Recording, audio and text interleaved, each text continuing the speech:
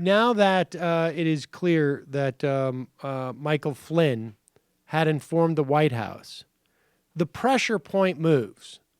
We go from the unsustainable fact that the White House knew, and therefore they had to pretend that Mike Pence was lied to, as opposed to lying to the American public about what Michael Flynn did.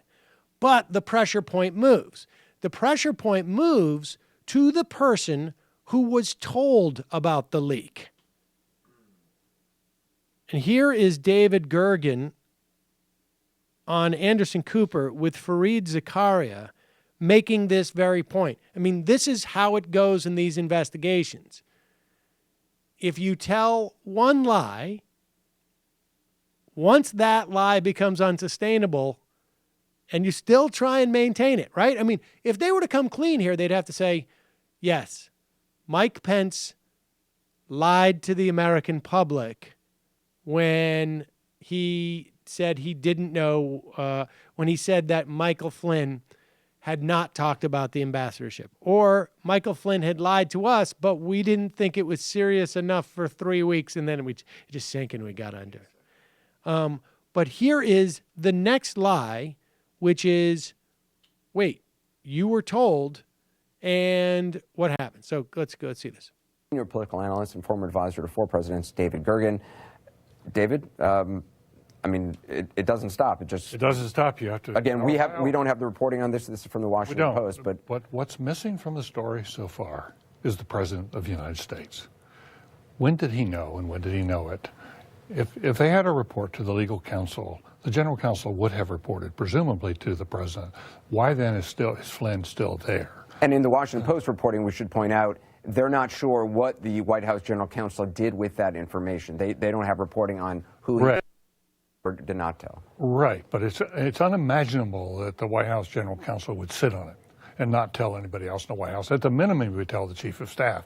And it would, in every White House I've ever known, it would go to the president like that. This is very serious stuff. And you've got to, if you're told that your national security advisor is potentially vulnerable to blackmail by the Russians, that is extremely serious. So the question becomes, did Michael Flynn call the Russian ambassador on the instructions of the president? What was his role in all of this, and why hasn't he acted before now? I think those questions are now front and center. They haven't been until now, but I think. What? Why is that so serious?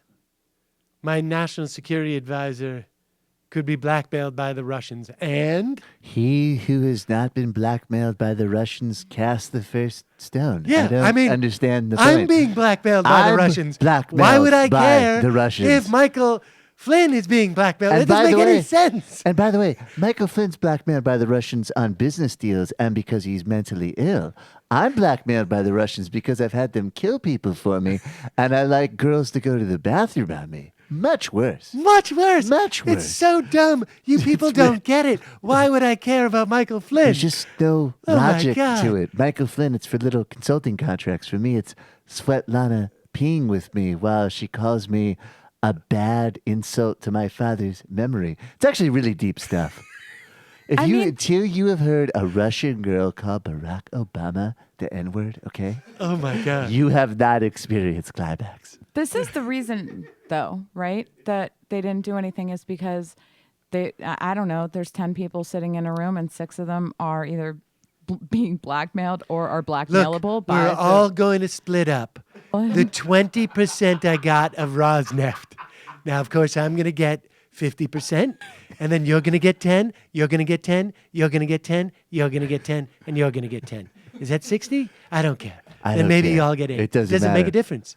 Steve wasn't even that worried about the money. He just wants to start some type of paramilitary with Russia. I mean, it's crazy. It's great. I mean, we're doing a big thing. And you're all going to get shows on RT. Everyone gets shows on RT. And by the way, The Apprentice on RT with Ivanka. I mean, if you think it's sad now with Arnold, just wait. Hey, it's Sam Seder. Why don't you subscribe to this channel? You can do so right over here. Subscribe.